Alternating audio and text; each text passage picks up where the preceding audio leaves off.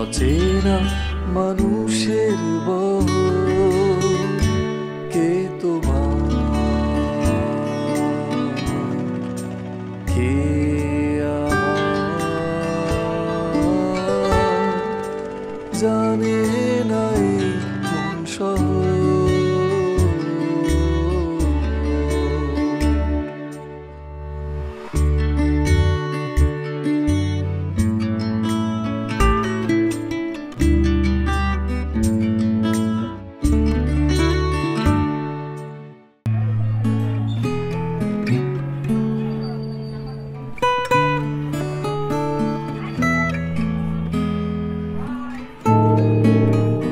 ঢেউ ভাঁজ খুলে দিচ্ছে, তৈরি করে দিচ্ছে পথ। চলো জল তরঙ্গে। ঢেউয়ের ভাঁজ খুলে চলার যে আনন্দ, তার খোঁজ সব গন্তব্যে নেই।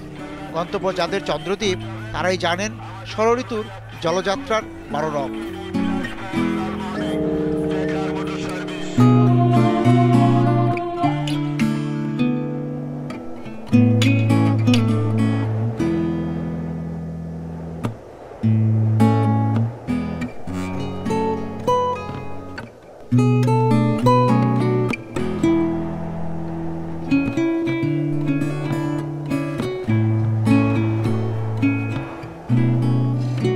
ঢেউয়ের তালে স্বপ্ন দোলে।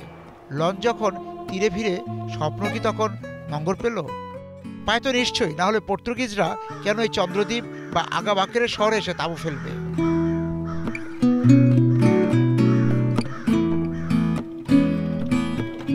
কীর্তনখোলার তীরে গড়ে ওঠা এই জনপদে 1800 শতকেও ছিল আনন্দ। এ শহরে মানুষের সুখ ও সমৃদ্ধি অন্য জনপদের মানুষের জন্য ছিল হিংসের কারণ। তারপর টাউন কমিটি, মিউনিসিপ্যাল, পৌরসভা হয়ে আজকের সিটি কর্পোরেশনে এসে এ শহরের মানুষের মাঝে এখনও কি বেঁচে আছেন জীবনানন্দ, তা জানতে আমরা এসেছি চন্দ্রদ্বীপে।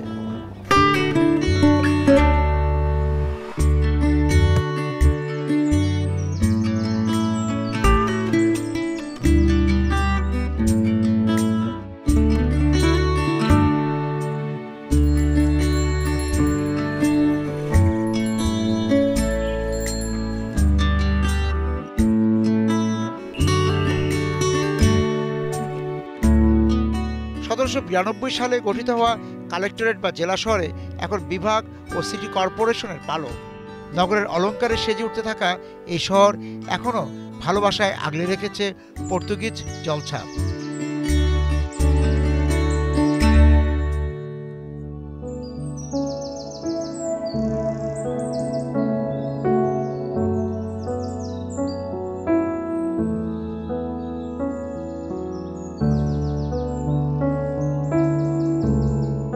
পর্তুগিজরা বরিশালে প্রথম পা রাখলো কবে? ব্রিটিশ শাসনামলের শেষের দিকে।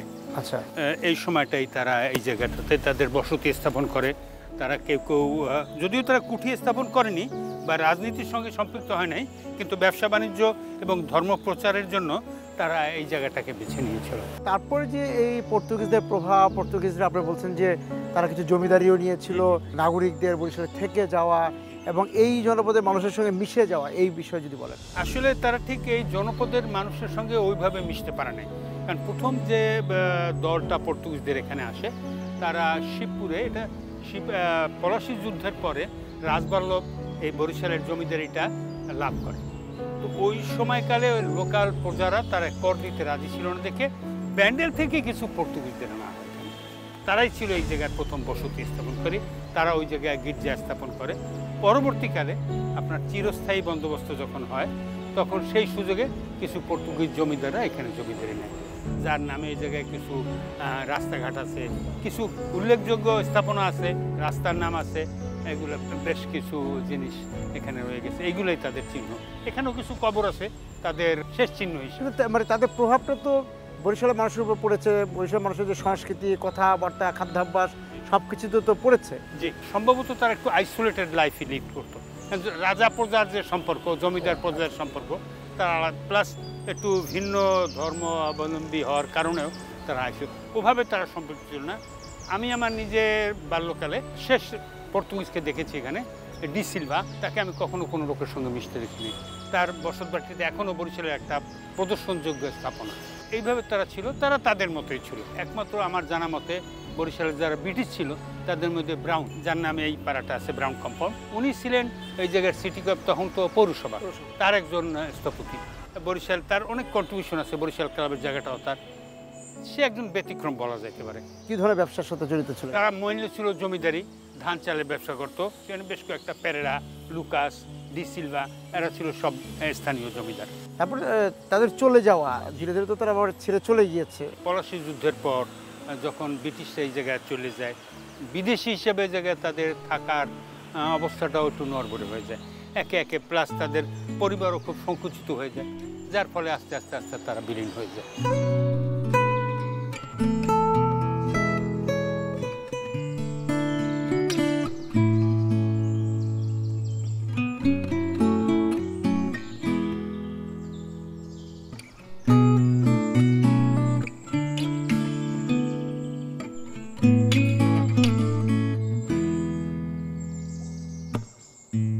ব্রাহ্ম সমাজের চর্চাটা এখানে কবে থেকে শুরু হয়? আনুষ্ঠানিকভাবে শুরু হয়েছিল 1846-এর দিকে।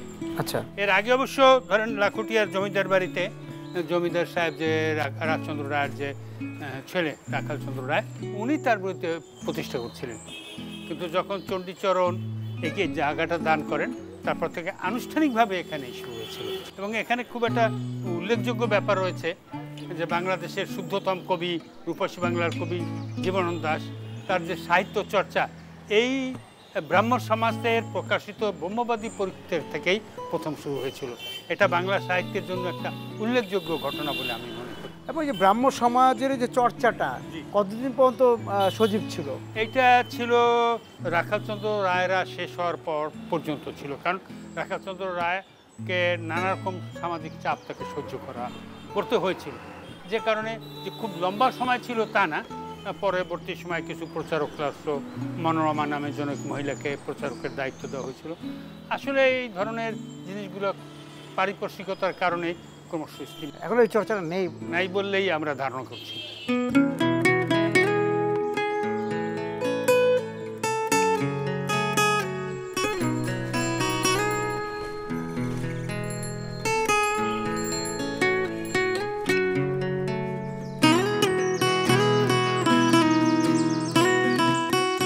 ঐতিহাসিক তপন রায়চৌধুরীর বাঙ্গাল নামার প্ররোচনায় পড়ে এই মন শহরে ভদ্রজনের বসত দেখতে বেরিয়েছিলাম। তিনি ভদ্রজন বলতে যাদের বোঝাতে চেয়েছেন তাদের সম্পর্কে স্পষ্ট ধারণা না থাকলেও বলতে পারি এই শহর শিক্ষা ও সংস্কৃতির। তবে অনুশীলন হতো যে বাড়িতে, যে বাড়িগুলো স্বপ্ন দেখত রাষ্ট্রভাষা বাংলা, স্বাধিকার আন্দোলন ও অসাম্প্রদায়িকতার, হয়তো তেমন বাড়ি ও সেই বাড়ির মানুষদের কথাই বলেছেন তিনি। কিন্তু সেই সংস্কৃতির আলোঘরগুলো কি এখনো আছে?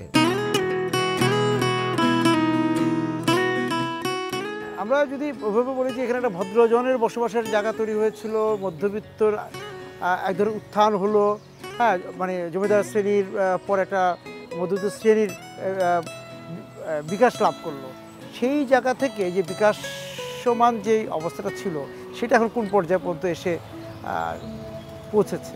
আসলে বরিশাল শহরের ইতিহাস তো খুব বেশি দিনের না, 200 বছরের সামান্য কিছু বেশি। 1801-এ মূলত সদরটা বরিশালে আসে, এর আগ থেকে অন্য যে নলছিটিতে ছিল, সে সময় তো বরিশাল মানে বৃহত্তর বরিশাল। ফলে স্বাভাবিকভাবেই এখানে ভূমি রাজস্ব সহ অন্যান্য স্থাপনাগুলো আগে তৈরি হয়, যার জন্য বরিশালের এখনও জেলা প্রশাসকের যে পুরানো পরিচিতি সেটা হচ্ছে ডিস্ট্রিক্ট কালেক্টর, ডিসি। এটা পরে বিভিন্ন সময় বিভিন্নভাবে পরিবর্তন হয়েছে, ডিস্ট্রিক্ট কমিশনার হয়েছে, ডেপুটি কমিশনার হয়েছে। তো মূলত পদবিটা ছিল ডিস্ট্রিক্ট কালেক্টর, অর্থাৎ রাজস্ব আদায়ের জন্য এটি একটা সেন্টার ছিল। সেই সময় রাজস্ব আদায় করতে যেয়ে এই অঞ্চলকে কেন্দ্র করে স্বাভাবিকভাবে ভূস্বামী বা জমিদারদের একটা বিকাশ ঘটে। বরিশালের আগের জমিদার যারা ছিলেন তার মধ্যে অধিকাংশ যদিও হিন্দু ধর্মাবলম্বী ছিলেন, কিন্তু তার মধ্যে মুসলিমও জমিদার গোষ্ঠী ছিলেন। খান বাহাদুর, হেমায়েতুদ্দিন, ইসমাইল চৌধুরী, এদের বড় বড় জমিদারি ছিল এবং সেই সূত্রে তারা এই অঞ্চলে একটা মুসলিম মধ্যবিত্ত শ্রেণী গড়ে উঠেছে। কিন্তু এই মধ্যবিত্ত শ্রেণীর বিকাশটা ঠিক তেমনভাবে হয়নি, বিশেষত শিক্ষা প্রতিষ্ঠান অন্যান্যগুলো বিকাশ হয়েছে আরও পরে। খান বাহাদুর, হেমায়েতুদ্দিন সাহেব উনি একে স্কুল, হালিমা খাতুন স্কুল এগুলো তৈরি করেছেন ইসমাইল চৌধুরী এরা। ইভেন আমাদের অশ্বিনী কুমার হল যেটা এখন বলা হয়ে থাকে, এখানেও যে জায়গা এগুলো তারা কিনে তারপরে অশ্বিনী দত্তের নামে নামকরণ করেছেন। তবে পরবর্তীকালে মধ্যবিত্ত শ্রেণীটা এগিয়ে এসছে। এখনও বরিশালে চকবাজার সহ অন্যান্য জায়গায় ব্যবসায়ী প্রতিষ্ঠানে গেলে পরে দেখা যায় যারা অরিজিনালি বরিশালের না, বাইরে থেকে আসা, ঢাকার অথবা ফরিদপুরে অথবা মুন্সিগঞ্জ বিক্রমপুরের এই অঞ্চলে। এই যে পর্তুগিজ বণিকরা চলে গিয়েছে, কিন্তু স্থানীয় বণিকরা আবার বরিশালে তারা স্থলাভিষিক্ত হয়েছে। স্থলাভিষিক্ত হয়েছে।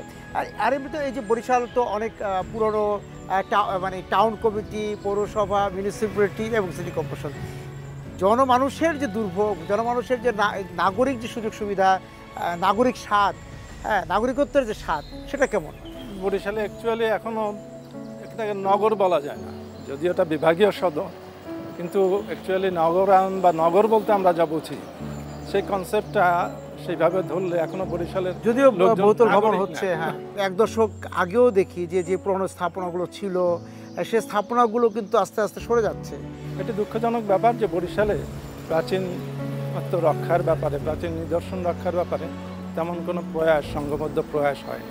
স্থানীয়ভাবে সাংস্কৃতিক আন্দোলন যারা করেন, যারা লেখালেখি করেন, তারা দু এক সময় দু একটি ইস্যুতে এগিয়ে এসছেন, কিন্তু অ্যাজ এ হোল সামগ্রিকভাবে বরিশালের পুরানো শহর যেটা, এটাকে সংরক্ষণের কোনো ব্যবস্থা হয়নি। সংস্কৃতির রূপান্তরটা কি দেখতে পেলেন?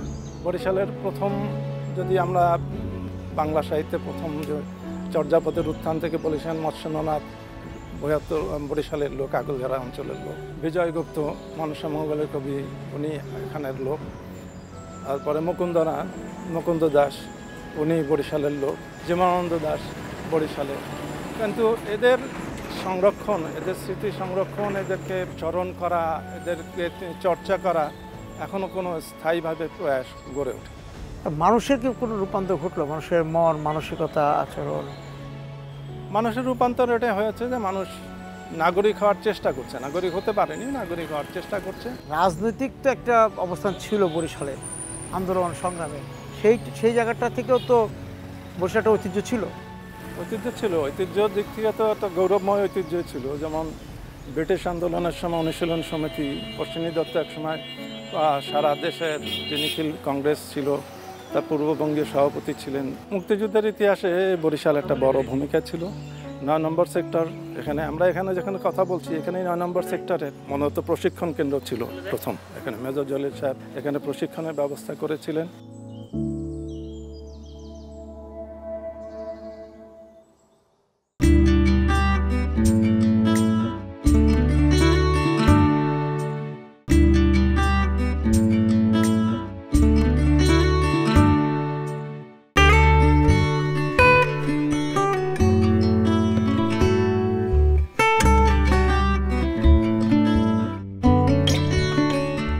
চন্দ্রদ্বীপ রাজ্য গড়ে ওঠা মগ ও পর্তুগিজদের আগমন, মিশ্র সংস্কৃতি শিক্ষা ও সংগ্রামী চেতনার মধ্যেই এই মন শহর গড়ে উঠেছিল বিভিন্ন পেশাকে অবলম্বন করে।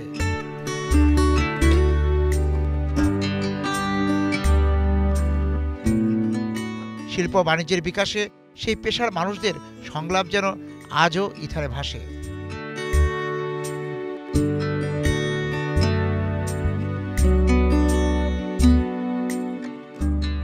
এই যে আমরা এখন যে রাস্তা দিয়ে হাঁটছি, হ্যাঁ, এই বরিশাল শহরের যে এই পিচঢালা কোনো রাস্তা ছিল না, এই ছিল ইটের রাস্তা। এই দপ্তরখানা এলাকাটা কিভাবে গড়ে উঠল? এই দপ্তরখানা, এটা হিন্দু এলাকা, এটা ছিল নদীর অববাহিকা। এখানে কাঠের ব্যবসায়ী বেশি আসতো, আসাম থেকে কাঠ আনিয়ে নদীর পাড়ে নদীতে ফেলাই দিত। এই মরণ দাসের কাঠের গোলায় জায়গায় নাম করা একটা জায়গা, এটার পিছনেই, এটার মন্দিরের পিছনেই এই এলাকা। আপনার ওই চরবাড়িয়া, আহসান মঞ্জিল, এই যে এই দপ্তরখানা দেখেন, এগুলো সবই ওই দশকে।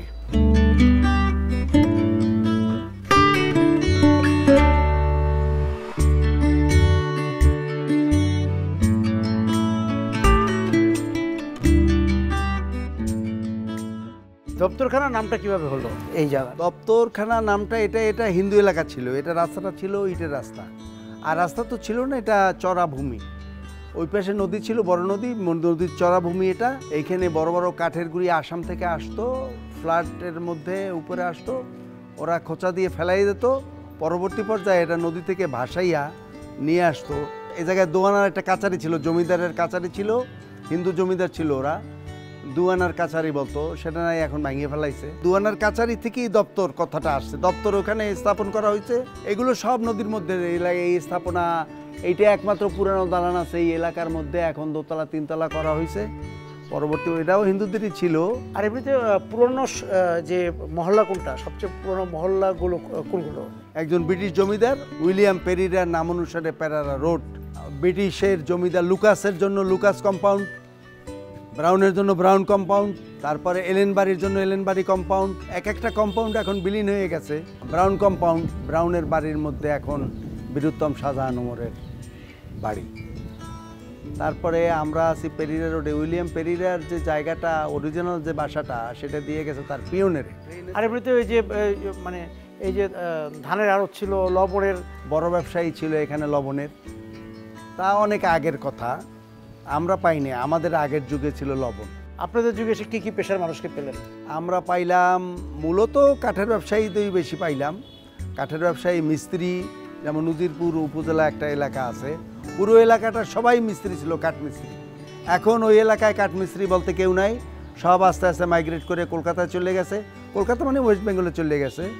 আর এইদিকে তাদের অল্টারনেট হয়েছে, মুসলমানরা ঢুকে গেছে।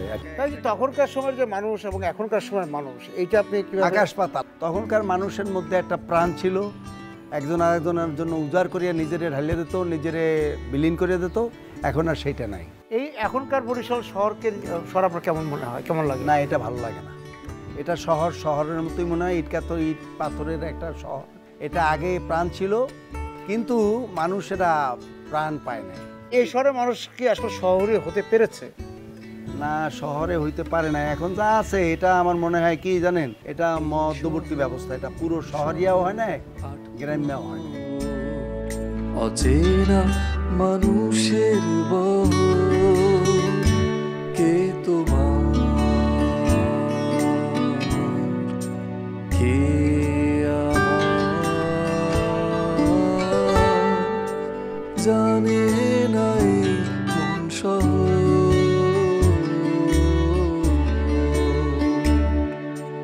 জানে নাই কোন শহর।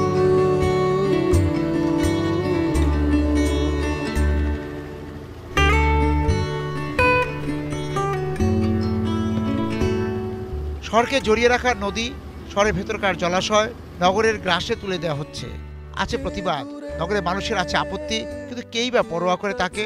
নগরের সুখের বায়ু বয়ে নিয়ে আসছে অসুখ। কীর্তনের নির্মল বায়ু বুঝি তার কাছে পরাজিত প্রায়। কে দূরে কে কাছে, রাখে কে তার খবর। এই যে আমরা কীর্তনখোলায় আছি, কীর্তনখোলা পাড়ের গড়ে ওঠা যে বরিশাল শহর, এই শহরের তো একসময় প্রচুর পুকুর ছিল, জলাশয় ছিল, খাল ছিল এবং অনেক প্রবাহিত অনেক নদী ছিল। সেই একটা এই যে জলে ঘেরা যে শহর বা মাঝখান দিয়ে বয়ে যাওয়া যে শহর, সেই বরিশাল শহর এখন কীরকম আছে, প্রাকৃতিকভাবে কেমন আছে? ধান নদী খাল এই তিনে বরিশাল, এই একটা প্রবাদ সম কথা নিয়ে আমাদের দীর্ঘদিন ঐতিহ্য নিয়ে আমরা ছিলাম। কিন্তু সাম্প্রতিক সময়ে নির্বিচারে খালগুলো দখল হয়ে গেছে, নদীও দখলের পর্যায়ে, এবং পুকুর বলতে গেলে নেই। পুকুর জলাশয়ের অবস্থা খুবই খারাপ, সেগুলো ভরাট হয়ে গেছে। তার সাথে যুক্ত হয়েছে বিভিন্ন রকম দূষণ। একসময়ের বালাম চাল, বরিশালের বিখ্যাত বালাম চাল এটি ছিল, সেটি কিন্তু এখন আর সেভাবে উৎপাদন হয় না। এখন দেখা যায় যে ওই জায়গাটা হাইব্রিড ধান এটি দখল করে নিয়েছে। বালাম চালের যে কদরটা ছিল, সেই কদরটা কিন্তু আস্তে আস্তে আস্তে হারিয়ে যাচ্ছে। নদীকেন্দ্রিক একটি সভ্যতা সবসময় ছিল। কীর্তনখোলা নদীর পাড়ে শহর বিস্তৃত হচ্ছে, কিন্তু আমাদের নদী কিন্তু তার জৌলুস হারিয়ে ফেলছে। আগামী দিনের বরিশাল আপনি কি দেখতে পান? আগামী দিনের বরিশাল প্রত্যাশার জায়গা তো সবসময়ই আমাদের থাকে একটা। হ্যাঁ, ধরেন এই প্রত্যাশাটা একটি সুন্দর স্বপ্নের শহর বরিশাল দেখতে চাই। নদীকেন্দ্রিক যার সভ্যতা হবে, তার খালগুলো চির প্রবহমান থাকবে, এবং সেক্ষেত্রে আমার মনে হয় আমাদের উদ্যোগী হওয়া উচিত, আমাদের সচেতনতা বাড়ানো উচিত। বরিশালের যে তারুণ্য, তাদের বরিশাল নিয়ে কতটা ভাবতে দেখেন আপনি? আমি বলবো না যে তারা ক্রমশ বিমুখ হচ্ছে। হ্যাঁ, তরুণদের মধ্যে এই চেষ্টা আছে, অনেক তরুণরাই এ নিয়ে কথা বলছে, সংগঠন গড়ে তুলছে, কিন্তু সেটি পর্যাপ্ত না।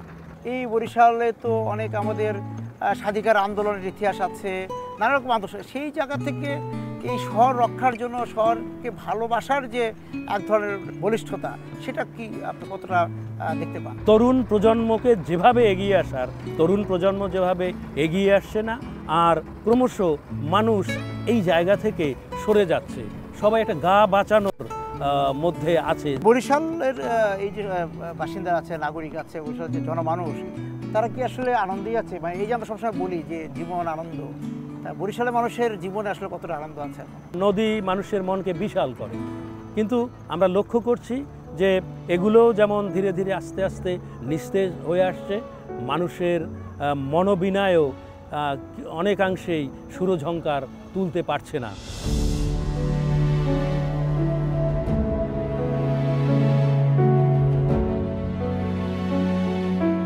এই মনসরে রাতের আলপনায় ফুটে থাকা ফুলে জীবনের আনন্দের খোঁজে নেমে কেন যে নির্জনতার কথা মনে পড়ে।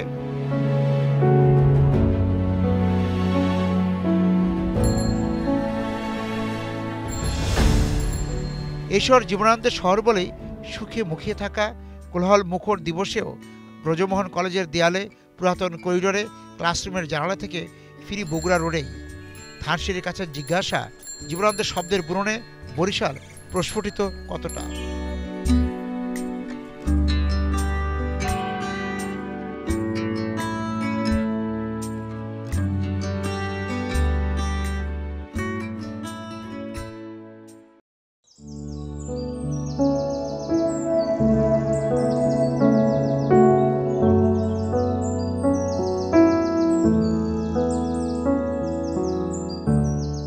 আমরা জীবনানন্দ দাশের বাড়িতে ধানসিঁড়িতে আছি। এই যে আমরা তার নির্জনতার কবি বলি, এই শহরকে সে নির্জনভাবে একান্তে কিভাবে পেয়েছিলেন?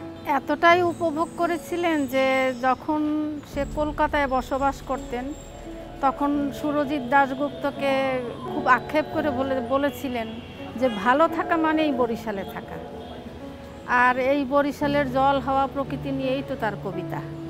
এবং অনেকে মনে করেন বোধহয় এই যে নেংটি, দূর অশ্বত বৃক্ষ, এই কথাগুলো আসছে বা মনুমেন্টের কথা আসছে আমাদের রূপসী বাংলার যে কবিতাগুলো, তো সেখানে যে প্রকৃতির কথা আসছে সেগুলো হয়তো কবির কল্পনা, আসলে না। তিনি যা দেখেছেন তাই সে লিখেছেন।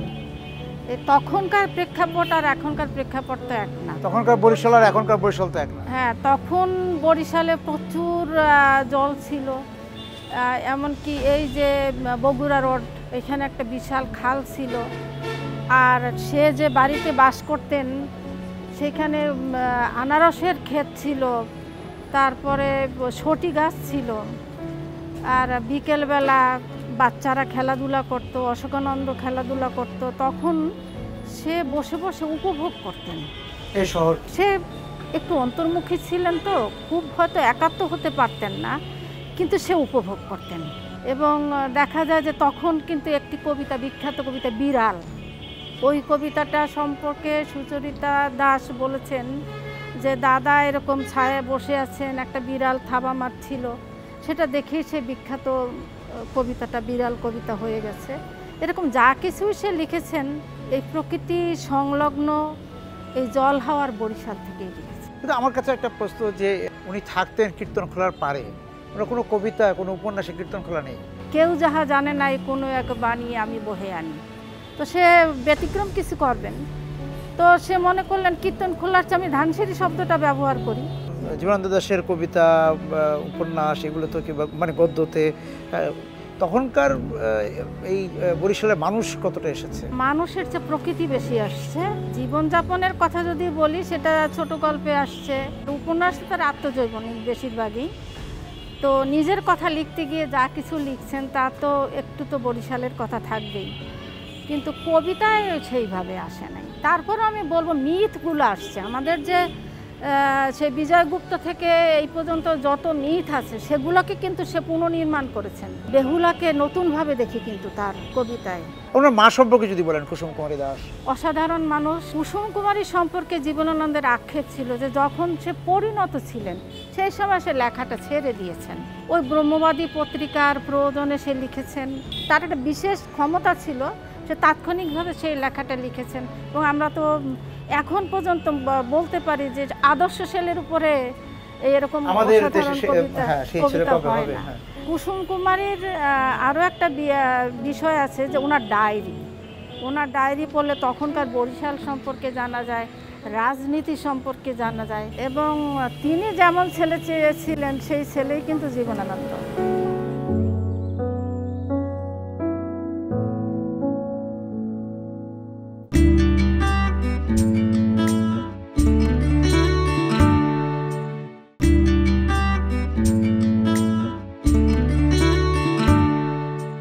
এই শহর মন শহর আগ্রহ অচেনা মানুষের চন্দ্রদ্বীপে ব্রাউন কম্পাউন্ড, লুকাসের মোড়, পেরেরার পথ ধরে বিবির পুকুর, আলেকান্দা, কাউনের উঠোনে বারান্দায় হাহাকার নির্জনতার।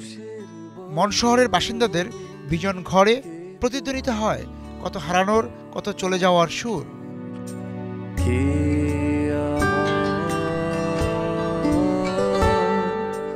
জানে নাই মন শহর।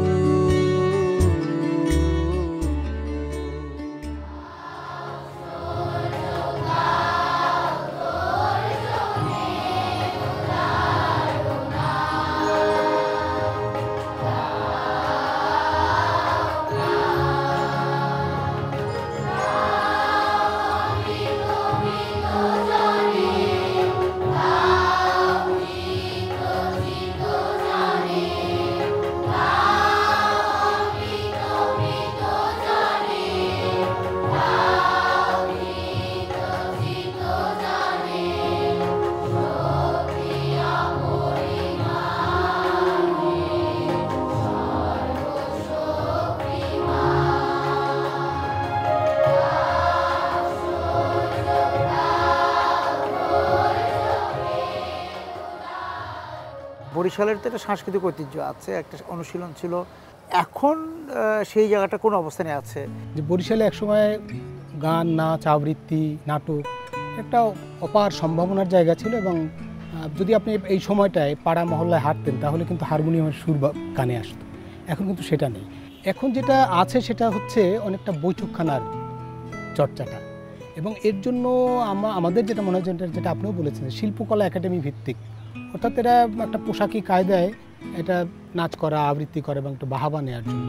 আগে যেটা হচ্ছে যে শেকড়ের টানে, মাটির টানে যে সংস্কৃতি, ভালোবেসে গান করা, ভালোবেসে নাটক করা, সেই জায়গাটা একটু ভাটা পড়েছে। কয়েকটা কারণও আছে যদি আমি বলি। যে শিশু সংগঠন ছিল একসময়, চাঁদেরহাট ছিল, মুকুল ফৌজ ছিল, খেলাঘরের তো অসংখ্য শাখা ছিল। যদিও খেলাঘর এখনও আছে, মিটমিট করে তাদের কাজটা করে যাচ্ছে।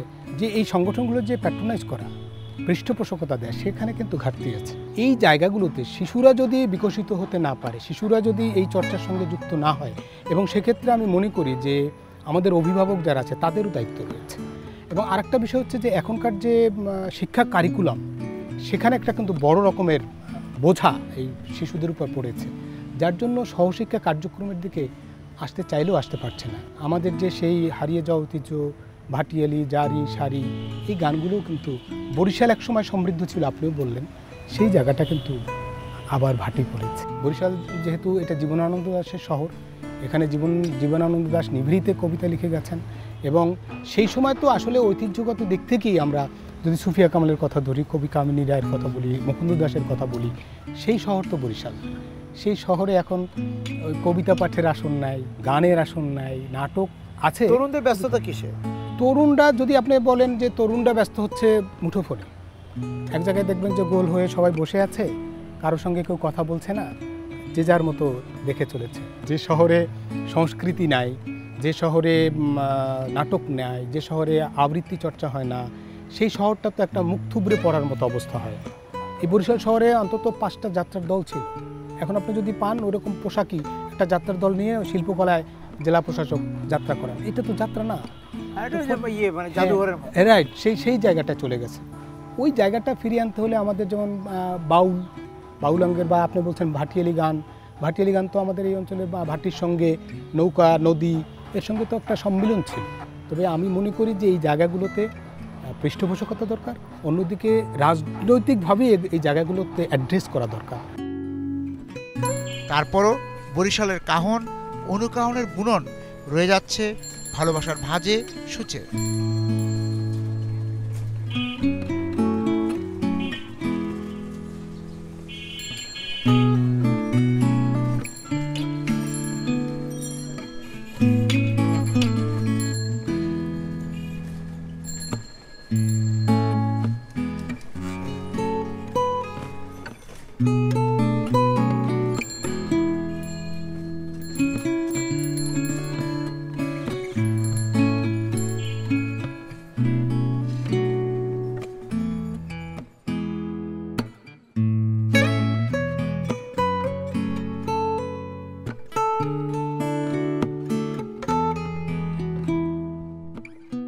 এই বরিশালের কথা যদি বলি, বরিশালের নারীদের কথা বলি বা মেয়েদের কথা বলি, সেখানে খুবই গুরুত্বপূর্ণ হচ্ছে যে এখানে কুসুম কুমারী দাস, দেশের সেই ছেলে কবে হবে, সেই কবিতার কথা আমরা জানি। এবং তাদের যে দেশত্ববোধ পরম্পরায় এখনকার যে নারীরা আছে, মেয়েরা আছে, তাদের ভূমিকাটা, তারা পরিবারের সিদ্ধান্তের ক্ষেত্রে শহরের যে আমরা বরিশাল শহর নিয়ে কথা বলছি, শহরের উন্নয়ন, শহরের সৌন্দর্য রক্ষার ক্ষেত্রে তাদের বক্তব্যটা কতটা আমলে নেওয়া হচ্ছে। আমাদের বিভিন্ন অবস্থার পরিবর্তন আসছে। অবস্থা বলতে নারীর খাদ্য, শিক্ষা, চিকিৎসা এইসব বিষয়ের পরিবর্তন আসলেও নারীর ক্ষমতায়ন বলতে যা বোঝায়, নারীর যেই অবস্থানের পরিবর্তন, সেটা কিন্তু এখনো পুরোপুরি এই শহরটা যেভাবে চান, নিজেকে কতটা নারী বান্ধব শহর মনে হয় এই বরিশাল শহরকে? আমাদের শহরটা এখনো মানে আন্তরিকতায় আর মায়ায় জড়ানো আছে। যেমন সবাই সবার কেমন যেন পরিচিত, আত্মীয়, বন্ধু, এরকম একটা পরিবেশ আমাদের মধ্যে খুবই আছে, খুবই কাজ করে। এবং এই ক্ষেত্রে অবশ্য আমাদের পরিবেশটা আমি ভালো মনে করি, কিন্তু কাজের ক্ষেত্রে অনেক ধরনের সমস্যা আছে আমাদের, সেই ক্ষেত্রে আরও উন্নয়ন প্রয়োজন। একটা আছে না, গান আছে যে নদী ও নারীর মতো কথা কয়। সুতরাং বরিশাল শহর তো নদী বেষ্টিত, নদী দিয়ে একদম আঁকড়ে আছে, নদীগুলো এই শহরকে আঁকড়ে আছে। সেই জায়গা থেকে ওই যেটা বললাম আর কি, যে শহর নারীর কথা বলে কিনা। আমি নারী পুরুষের খুব একটা বৈষম্য মনে করি না, কারণ ও যেটা বলেছে যে পারিবারিক পরিমণ্ডল থেকে বড় হয়ে আসা, এটা হচ্ছে একটা বড় কাজ। এবং আমাদের আকাশ সভ্যতার কারণে আমরা কিন্তু এখন আমাদের অবস্থান আগের থেকে অনেক বেশি জেনেছি। আপনি কুসুম কুমারী দাসীর কথা বলছেন, কিন্তু আপনার জ্ঞাতার্থে আরেকটু বলি, কুসুম কুমারী রায় চৌধুরী তিনি কিন্তু বাংলা মহিলাদের বাংলা উপন্যাসের প্রথম রচয়িতা, এবং তিনি কিন্তু এই বরিশালেরই বধূ। এবং আমাদের বরিশালের নারীদের যতটা প্রাপ্তি আছে, আমার মনে হয় বাংলাদেশে আরও কোথাও তার আলোকে আমার মনে হয় অন্যান্য শহরের চেয়ে আমাদের বরিশালের মেয়েরা চিন্তা চেতনার দিক থেকে অনেকটা এগিয়ে আছে। সুতরাং আমার নদী আমার প্রাণে, আমার ধারায়, নারী যে নদীর মতো কথা বলবে না তা তো হয় না, এখানের নারীও নদীর মতো কথা বলে। বরিশালের কাঁথা শিল্প ছিল, সেগুলোকে বলা হতো নকশি কাঁথা। সেই নকশি কাঁথাটা কেমন? সেই নকশি কাঁথাটা হচ্ছে ফুল দিয়ে সাজানো বা কিছু, কিন্তু আমি যে কাজটা করি সেটা কিন্তু তা না। আমি জসীমউদ্দিনের নকশি কাঁথায় আমি দেখেছি রূপাই সাজু, তার কাঁথায় কবে রূপাইয়ের সাথে দেখা হয়েছে, কি হয়েছে, মানে সমস্ত কাঁথার উপরে সে এঁকেছে। আমিও সেইভাবেই সেই কাহিনীগুলোকে কাহিনী ভিত্তিক কাঁথা তৈরি করেছি, যে থেকে যাক আমাদের বরিশাল, যেমন গুনাই বিবি, যেমন আসমান সিং, ছবিখাকে আমরা অনেকেই চিনি না, জানি না, অথচ ছবিখার কাহিনীটা আর সফোক্লিসের ইডিপাসের কাহিনীটা প্রায় এক। এই কাহিনী কিন্তু আমরা জানি না। আমাদের বরিশালের অনেক কিছু আছে। আমাদের যে মেয়েদের যে বোধা, আমাদের কিন্তু এই যে প্ল্যানেট ওয়ার্ল্ডটা, এটা কিন্তু একসময় লেডিস পার্ক ছিল, এখন সেটা নেই। সুতরাং এটা আমরা হারিয়েছি, এবং এই জন্য আমাদের কিন্তু যতই সুন্দর হোক প্ল্যানেট ওয়ার্ল্ড, আরেকটা জায়গায় থাকতো। কারণ একটা ডিস্ট্রিক্ট, তখন তো ডিস্ট্রিক্ট ছিল, জেলা শহরে একটা লেডিস পার্ক থাকা কিন্তু বিশাল ব্যাপার।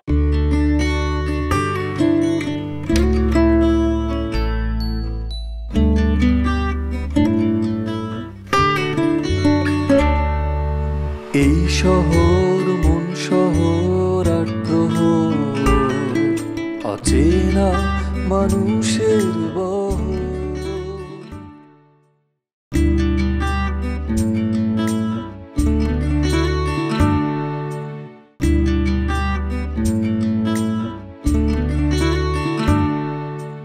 এই শহর মন শহর আগ্রহ অচেনা মানুষের বহর। কে তোমার কে কুসুম কুমারী দাসের প্রশ্ন ছিল, আমাদের দেশে সেই ছেলে কবে হবে, কথায় বড় না হয়ে কাজে বড় হবে? এই মন শহর ছেলের পাশাপাশি আজ অহং নিয়ে বলতে পারে শহরের অদম্য নারীদের কথা। আমি হেনা প্রকাশ জানতে চাই যে আপনি তো প্রথম এই বরিশাল শহরে শুরু করেছেন বাইক চালানো, আপনার অভিজ্ঞতাটা বলেন যে চালাতে গিয়ে, প্রথম বাইক চালাতে গিয়ে শহর আপনাকে কতটা নিল, যে আপনি প্রথম বাইক নিয়ে এই শহরে নামলেন? প্রথম আমি বরিশালে যখন মানে বাইকের কথা চিন্তা করেছি, মানে প্রথমে তো আমি ঢাকাতে শিখেছি, তো হঠাৎ করে আমার চিন্তা হলো যে আসলে এই ঢাকার যে কাজটা আমি করতেছি এটা যদি আমি বরিশালে করি, আমার মনে হয় যে বরিশালের মেয়েরা আসলে এই দিকটা থেকে এগিয়ে যাবে। বরিশালের মানুষরা আসলে এটা একটু নিতে মানে খুব একটা আসলে ছিল না, হ্যাঁ পারতেছিল না। কারণ যখন আমি গাড়িটা চালিয়ে মানে শহরে এই প্রান্ত থেকে ও প্রান্ত যেতাম, কেমন জানি একটা মনে হচ্ছে আমি কোনো অন্য গ্রহ থেকে এসেছি।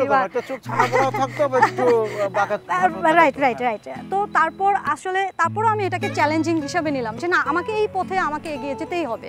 যে কাজে আমি নেমেছি সেই কাজ থেকে আমাকে এই সফলতা আনতে হবে। আস্তে আস্তে যখন মেয়েরা জানলো, শিখলো, যখন দেখলো 2-1 জন করে বাড়তেছে, এই আস্তে আস্তে দেখলাম যে না আসলে অনেকটা সহজ হয়ে গেছে। এখন সংখ্যাটা কত? এখন আমার হাত ধরে ইনশাল্লাহ আপনার 70+। আচ্ছা, আর এমনিতে বরিশালে আসলে এরকম হলে এখন দেখা যাবে 1000 হবে হয়তো। আমি দেখলাম যে শিক্ষকরাও বাইক চালাচ্ছেন, আপনাদের অভিজ্ঞতা বলেন। আলহামদুলিল্লাহ 2018 থেকে আসলে এই বাইক চালার পথ শুরু, কিন্তু এখন আমরা অনেক ভালো আছি সেফলি। সবচেয়ে বড় কথা হচ্ছে এত পরিমাণ টাইম সেভ। রাস্তায় দাঁড়াইলে রিক্সা নাই, অটো নাই, ভাড়া বেশি, জ্যাম, বাচ্চা স্কুলে দিতে পারতেছি না, ঠিকভাবে টাইমলি ডিউটিতে পৌঁছাতে পারতেছি না, ঊর্ধ্বতন কর্মকর্তার কথা, এখন আর কোনো অসুবিধা নাই। তারপর শিক্ষা প্রতিষ্ঠান বা আপনার যারা শিক্ষার্থী তারা বিষয়টাকে কিভাবে দেখেন? আলহামদুলিল্লাহ এখন দৃষ্টিকোণ থেকে ভালো দেখতেছে। যখন আমরা 2018 কথা যদি বলি, তো সেই জায়গাটা একটু আসলে ছিল যে না, মেয়েরা বাইক চালাবে কেমন কথা, মেয়েরা প্যান্ট পরবে, 2 দিকে পা দিয়ে বাইকে বসবে, এটা কেমন একটা কথা। তো আমরা আসলে যখন 2-4-5 জন, এই হেনা বা আমি বা এরকম আরও এই রুমিয়া বা এরকম আরও আমরা 2-4-5 জন করে একটু সাহস দেখালাম, তো এখন তারা এগ্রি। এবং আমাদের শিক্ষার্থী আমরা কালেক্টরেট স্কুলে অলরেডি 4 জন ম্যাডাম বাইক চালাই, বাচ্চা নিয়ে আমরা স্কুলে টাইমলি যাচ্ছি। এবং শিক্ষার্থীরাও অবাক যে মিস আপনাদের দেখলে আসলে আমাদের ভালো লাগে যে আমাদের স্কুলে বরিশালে ফার্স্ট, যে আমাদের স্কুলের মানে এত টিচার আসলে বাইকের চালানোর ক্ষেত্রে যে নিরাপত্তার যে ব্যাপারগুলো আছে। নিরাপত্তার ব্যাপারে আসলে কিছুটাই আছে, কারণ আমাদেরকে দেখা যায় রোড থেকে চলার সময় কেউ সাইড দিতে চায় না, মেয়ে মানুষ পরে যাবে, অটো বলেন, বাইক বলেন, বাস বলেন, আমরা ডিউটি টাইমে যখন যাই তারা যে কোনোভাবে আমাদের চাপায় দেয়। অনেক সময় রাস্তার অনেক পাশে গেলে আমরা পড়ে যেতে পারি, বা হয় আমরা 2-1 জন এরকম ছোটোখাটো অ্যাক্সিডেন্ট করি। বা এই প্রায় 100 জন মহিলা বাইকার আছে, তাতে সার্বিক যে এই বরিশাল শহরের যে মেয়েদের এগিয়ে যাওয়া শিক্ষা ক্ষেত্রে, কাজের ক্ষেত্রে, সার্বিকভাবে এইটার কি প্রভাবটা পড়েছে? এটার প্রভাবটা যদি আমি এভাবে বলি যে অ্যাকচুয়ালি মানুষ ইন্সপায়ার্ড হচ্ছে। আমরা যখন অল্প ছিলাম কিছু মানুষ, তো অনেকে হয়তো বা চিন্তা করতো যে আমার কর্ম যাওয়ার জন্য সুবিধা হচ্ছে, যে কোনো কাজে সুবিধা হচ্ছে, তার ফুয়েল কস্ট বাঁচতেছে, ইভেন টাইম সেভ হচ্ছে, কিন্তু অনেকে সাহস করতো না। প্রথমে যখন অল্প কিছু মানুষ যুক্ত হলো, তাদেরকে দেখে আমি যখন রাস্তায় একজনকে দেখলাম, আমার সাহস হলো যাচ্ছে, ঠিক আছে তানবিয়াপা যাচ্ছে, আমি কেন পারবো না, তো আমিও যাই। এখন দেখা যাচ্ছে যে অনেক হাউসওয়াইফ যারা কখনো চিন্তা করেনি যে তারা স্কুটি বা বাইক চালাবে, তারা দেখা যাচ্ছে যে এখন সকালবেলা দেখে বোঝা যায় যে তারা হয়তো বা পুরোপুরি গৃহিণী, কিন্তু সকালবেলা একটা স্কুটি নিয়ে বেরোয় যাচ্ছে, বাচ্চাটাকে স্কুলে দিয়ে সে আবার বাসায় চলে যাচ্ছে, আবার কিনা একটু রান্না করে ঠাস করে বেরোয় গিয়ে আবার বাচ্চাটাকে বাসায় নিয়ে আসতেছে। এখান থেকে হলে কি তারা অনেক ইন্সপায়ার্ড হচ্ছে, তারপর দেখা যায় যে ছোটোখাটো ব্যবসা শুরু করতেছে, এভাবে আস্তে আস্তে সে ফিনান্সিয়ালি ইন্ডিপেন্ডেন্ট হচ্ছে। আমি যখন 2016 সালে যখন এখানে আমি বললাম যে স্কুটি বা বাইক নিয়ে আমি আলোচনা করতাম, আসলে এটা আমাকে কেউ গ্রাহ্য করতো না। বাট যখন 18 সালে আমি যখন এটা নিয়ে আমি শুরু করেছি, তো এই যে একটা শুরু করা থেকে যে আস্তে আস্তে এখন দেখতেছি আসলে আপনি যেটা বলেছেন যে আসলে কেউ শিখতেছে না বা শিখতে চালাচ্ছে না, কিন্তু আমাদেরকে দেখে সে কিন্তু আসলে একটা তার গতির পরিবর্তন হচ্ছে। একটা নারী বান্ধব শহর কিনা এটা? হ্যাঁ অবশ্যই, আসলে বরিশাল মানে আলটিমেটলি যদি আমি বলি বরিশাল অনেক গোছানো এবং নারী বান্ধব শহর। অবশ্যই অলরেডি আপনি যদি এখন টাইমটা দেখেন, অলরেডি আমাদের শ্যুটটা রাতে হচ্ছে, অনেক রাত হওয়ার কারণেও সাথে আমাদের আপু আছেন, আপু বিবাহিত, ইভেন তার হাজব্যান্ড তাকে সাপোর্ট করে সাথে নিয়ে আসছেন। ইভেন আমাদের আপু স্টুডেন্ট, কয়েকজন আছে স্টুডেন্ট, কেউ আছে কর্মজীবী যারা শিখতেছেন এখন, কেউ কেউ আছে এখনও যে পড়াশোনার পাশাপাশি কাজ করছে, পুরোপুরি কর্মজীবী না। স্টুডেন্ট হয়েও সে এই সময়টাতে রাতে বাইরে থাকাটা, এটা কিন্তু একটু ভাবার বিষয় যে আসলে এত রাতে বাইরে থাকাটা তাকে অ্যালাউ করা হচ্ছে না হলে কখনো অ্যালাউ ছিল না। কোনো টেনশন না যে কয়টা বাজতেছে বা বাসায় বেবি আছে কি করতে হবে, কোনো সমস্যা কিন্তু আমাদের নাই। মানে আমরা ওই জায়গা থেকে কিন্তু অনেকখানি উপরে আছি, চলে আসছে, শহর অভ্যস্ত হয়ে উঠছে, শহর গ্রহণ করেছে, অভ্যস্ত হয়ে উঠছে। আমি শুধু মেয়েদের কথা যদি না বলি, এখনকার বরিশাল তারুণ্য, আপনি যেহেতু শিক্ষক আছেন, আপনি কি দেখছেন তাদের বর্তমানে যে তারুণ্যের যে অবস্থা, তাতে আমাদের শিক্ষা ব্যবস্থা বলেন আর সামাজিক অবস্থা বলেন, দুটো দিক থেকে আমরা আসলে আমার কাছে মনে হয় আমরা মিডিয়াম অবস্থানে আছি। এখন আসলে ওই যে ইফটিজিং করা বা এই যে মাঝখানে কিছু বিষয় ছিল, এই বিষয়গুলো আস্তে আস্তে এখন আগের থেকে তুলনামূলক কমে আসছে, কারণ নারী আত্মনির্ভরশীল। বরিশাল কি এখন মানে বরিশাল মানে একটা উপভোগ, একটা আনন্দ শহর বলতে পারেন নাকি? অবশ্যই, 100%। বরিশাল আমার জন্মভূমি, বাংলাদেশ আমার জন্মভূমি। বরিশালের মতো শান্তির জায়গা আমাদের আর নাই। একটা সময় আমরা আসলে রাত সন্ধ্যার পরে বাইরে থাকতে একটা ভয় পেতাম বা একটা দ্বিধাদ্বন্দ্ব, বা ফ্যামিলি থেকে আমাদেরকে সাপোর্ট দিত না বা বের হয়েও না। বাট এখন কিন্তু সেটা হচ্ছে না, আমরা রাত 12টায়ও কিন্তু বাসায় ঢুকতেছি। তা আমার মনে হচ্ছে যে আসলে বরিশাল সেই দিক থেকে আসলে অনেক দূর আগে, মানে খুব সুন্দর একটা শহর আমি মনে করি, আনন্দ শহর। অবভিয়াসলি এই মধুর শহর, আনন্দ শহর, আপনারা আনন্দ করতে থাকুন। ধন্যবাদ। যাচ্ছে সরে আসবে কি আবার ফিরে, মানুষ মানুষের কাছে জানে কি তা এই শহর। কীর্তনখোলার জলস্রোতের বদল হয়নি, জলের রং হয়তো বদলে গেছে, জল আর মানুষের মনের সম্পর্কটা নিবিড়। এই বরিশাল শহরের বদলে যাওয়া, কীর্তনখোলার বদলে যাওয়ার ছায়া দেখি তারুণ্যের চোখ সমুদ্রে। এই যে কীর্তনখোলার পারে এই যে এই বরিশাল শহরে বেড়ে ওঠা, কীর্তনখোলা তারও রূপ পাল্টেছে, আবার শহরেরও একই অবস্থা। সেই জায়গাটা জানতে চাই যে এই ছোট থেকে বড় হতে হতে এখন আপনারা অনেকেই সবাই প্রায় বিশ্ববিদ্যালয়ে পড়ালেখার সঙ্গে যুক্ত, পড়ছে, ক্যাম্পাসে ঢুকেছেন। সেই জায়গা থেকে জানতে চাই যে বরিশাল শহরের কি পরিবর্তন দেখলেন?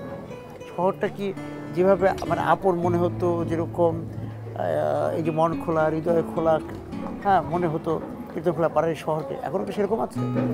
আসলে জীবনানন্দের একটা লাইন আছে, বাংলার মুখ আমি দেখিয়াছি, তাই পৃথিবীর মুখ খুঁজিতে চাই না। জীবনানন্দ এই কথাটি হয়তো আমাদের পুরো দেশের জন্য বলেছিলেন। সেটি আমি যখন ছোট ছিলাম তখন যেমনটা ছিল, তখন যতটা স্নিগ্ধ ছিল, দেখবেন অনেক ধরনের কৃত্রিমতা চলে এসেছে এবং আমরা কিন্তু এখন চমৎকার একটা বাতাস আমরা অনুভব করছি। এই বাতাস এবং নদীর স্রোত ছাড়া এবং কিছু নৌকা ছাড়া বাকি অনেক কিছুই কৃত্রিমতায় ঘেরা। শহরে কি পাল্টে যাওয়া দেখলেন? শহরের পাল্টে যাওয়া বলতে যেমন ছিল আগে তেমনটাই অনেক কিছু আছে, কিন্তু দূষণ আমরা বেশি করছি। সময়ের পরিবর্তনে যেমন আমাদের জীবনে নতুন কিছু ঢুকে গিয়েছে, প্রযুক্তি ঢুকে গিয়েছে, যেমন প্লাস্টিক বোতল আমাদের জীবনে এত হ্যাঁ মানে প্লাস্টিক সভ্যতায় চলে গেছি। একটা সময় যেমন দেখা যেত যে পাটের বস্তাগুলো অ্যাভেলেবল ছিল, কিন্তু এখন দেখা গেছে সব কিছু সেই প্লাস্টিকই প্লাস্টিক। এখানে যদি একটু পাশে যাই আমরা মুক্তিযোদ্ধা পার্কে, ওখানে দেখতে পাই যে নদীর পাড়ে প্লাস্টিকের বোতল কিংবা পলিথিন এগুলো প্রায়শই দেখা যায় যে ঢেউয়ে ভেসে আসে। শুধু এই নদী না, তেমন শহরটাতে ঘুরলেও আমার মনে হয় মাঝে মাঝে শহরটা বোধহয় গন্ধে ভরে যাচ্ছে, বিশেষ করে দুর্গন্ধে ভরে যাচ্ছে। প্রত্যেকটা ঋতু বদলে বরিশাল আসলে তার রূপ বদলায় এবং সেটা এত সুন্দরভাবে বদলায়, সেটা মনে হয় বরিশালে না থাকলে আমি হয়তো বা দেখতে পারতাম না। প্রকৃতিকে এভাবে হয়তো দেখা হতো না। আপনি যদি যোগ করেন, আমি বলবো যে নগরায়নের সাথে সাথে আমাদের আসলে নদীর জীবন আসলে পাল্টেছে। আমরা যেমন নদী দূষণের কথা বলেছি, যেমন আপনি দেখতে পাচ্ছেন আমরা যেখানে বসে আছি এখানে মাত্র 2টি নৌকা, কিন্তু এর আগে 50টি নৌকা ছিল যেগুলো এখন ইঞ্জিন চালিত হয়ে গেছে। তো নদী পাড়ের জীবন অবশ্যই পাল্টেছে। আগে নদীর পাড়ে মাটি ছিল, এখন আর নদীর পাড়ে আসলে মাটি নেই। খুব সুউচ্চ বিল্ডিং খুব বেশি নেই, কিন্তু আমরা সেদিকেই যাচ্ছি। মনটাও কি কংক্রিট লোহায় মতো হয়ে যাচ্ছে? না, মনটা এখনো কংক্রিটের মতো হয়নি। মনটা কংক্রিটের মতো হয়নি, তার জন্যই মাঝে মাঝে সময় পেলেই নদীর পাড়ে ছুটে আসি। ছোটবেলায় মা বলতো যে আমাদের এই নদীর পাড়ে ওপারটাতে অনেক বড় একটা স্পেস ছিল, ওখানে এই পাশে সার্কাস হতো, ওই সার্কাসের হাতিগুলো এই পাশে চলতো। তো বড় হওয়ার পর থেকে আর ওগুলো আর দেখতে পাই না। তো নদীতে তখন আর কি এত দূষণ ছিল না, ইঞ্জিন চালিত ট্রলারগুলো ছিল না আর কি, পালতোলা নৌকা। শহরটা খুব বাণিজ্যিক হয়ে গিয়েছে। হ্যাঁ, যার কারণে শহরটা বাণিজ্যিক হয়ে গিয়েছে। তারপর হচ্ছে এখন নতুন রাস্তা করার কারণে যে আমাদের যে হাইওয়ে ছিল ওখানে তো প্রচুর গাছ ছিল, গাছগুলো এখন আস্তে আস্তে উঠিয়ে ফেলা হচ্ছে কারণ নতুন রাস্তা হচ্ছে। তারপরে মধ্যে শহরের মধ্যে যে খালগুলো গেছে নদী থেকে, সেই খালগুলো কিন্তু আমরা সুন্দর রাখতে পারছি না। আগে যেভাবে তরুণরা গান বাজনা সংস্কৃতি রাজনীতি নিয়ে ব্যস্ত থাকতো, এখনকার তরুণদেরকে কিন্তু বরিশাল সেভাবে দেখি না। আমি জানি না আমি ভুল দেখি কিনা।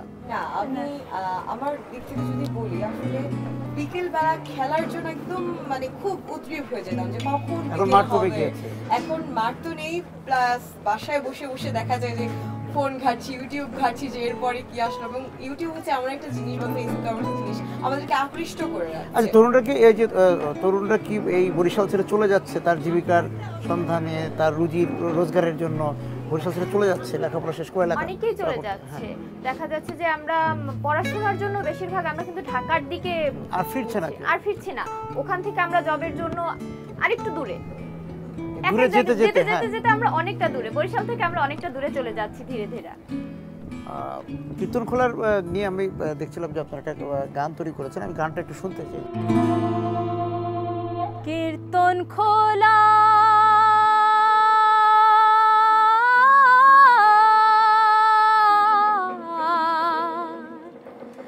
নদী রে আমার, এই নদীতে সাঁতার কাইটা বড় হইছি আমি, এই নদীতে আমার মায়ে কলসিতে নিছে পানি। আমার দিদি মায় আইসা প্রতিদিন ভোরে থাল বাড়ি থুইয়া গেছে এই নদীর কিনারে। 10 বছর পর বিদেশ গনে ফিরাইসা দেহি, হগলি বদলাইয়া গেছে নদী আমার, যেমন ছিল তেমনই আছে, ও নদী তেমনই আছে। কীর্তনখোলা নদী রে আমার, কীর্তনখোলা